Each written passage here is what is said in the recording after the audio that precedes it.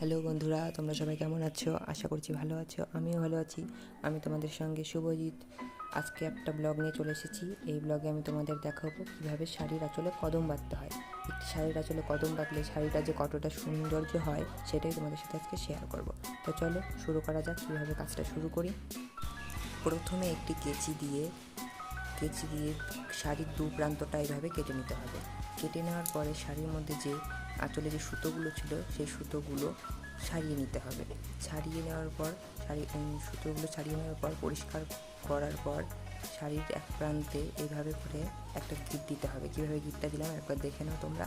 এইভাবে গিঁট দেওয়ার পর প্রত্যেকটা আঁচলের কিছুটা এইভাবে অংশ নিয়ে গিঁট দিয়ে দিতে হবে। এইভাবে প্রত্যেকটা শাড়িতে তোমাদের গিঁট দিতে হবে। তো গিঁট দেওয়ার পর দেখে নিয়েছি আমি কীভাবে গিঁট দিয়ে দিয়েছি। প্রত্যেকটা শাড়ির আঁচলেই যেটুকু করে অংশ নিয়েছি আমি গিঁট দিয়ে দিয়েছি। তো তারপর একটা সুতো নিতে হবে। যে সুতোটাতে আমি কদম বাঁধবো সেই সুতোটা নিয়ে আঁচলের যে গিঁটটা করেছিলাম সেই দু প্রান্ত ভাগ করে সেখানে একটা গিঁট দিয়ে তার মধ্যে যে সুতোটাতে আমি কদম বাঁধবো সেই সুতোটা দিয়ে নিয়েছি। দিয়ে নেওয়ার পর সেখানে তার নিচে একটা গিঁট দিয়ে নিয়েছি। গিঁট দেওয়ার পর যে সুতোটাতে কদম বেঁধেছিলাম সেই সুতোটা দু প্রান্ত সমান ভাগে ভাগ করে নিয়েছিলাম, সেটা ভাঁজ করে নেব। ভাঁজ করে নেওয়ার পর যে একটা সরু সুতো নেব, সেই সরু সুতোটাকে প্যাচ দিয়ে সেখানে দুটো থেকে তিনটে গিঁট দিয়ে নেব। গিঁট দিয়ে নেওয়ার পর কাঁচি দিয়ে সেই সুতোটাকে কেটে দেবো। তারপরে যে সুতোটাতে কদম বেঁধেছিলাম সেই সুতোটার মাঝখান থেকে সমানভাবে কেটে দেবো।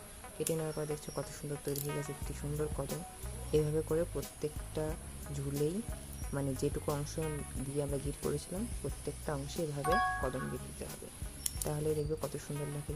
দেখে নিয়েছো আমি কীভাবে প্রত্যেকটা শাড়ির আঁচলে এইভাবে কদম বেঁধে নিলাম।